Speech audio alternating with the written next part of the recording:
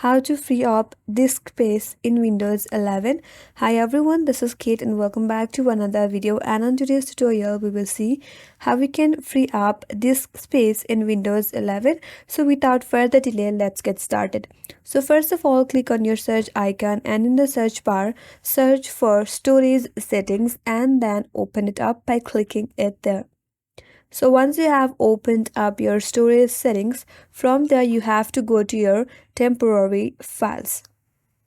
So click on temporary files, and temporary files are the files which you don't need that much in your device. So you can clear all your temporary files since they are not used that much.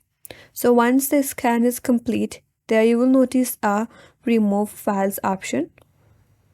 So there you can see there is remove files button.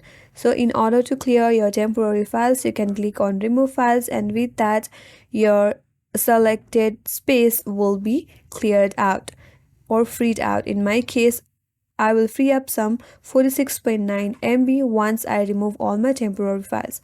So you can simply click on remove files, and once these temporary files are removed, you will be able to free up some disk space in your Windows 11. And that's all for today's video. Hope this video helped you, and if you're new to our channel, consider subscribing. Thank you for watching and stay tuned for more tutorials.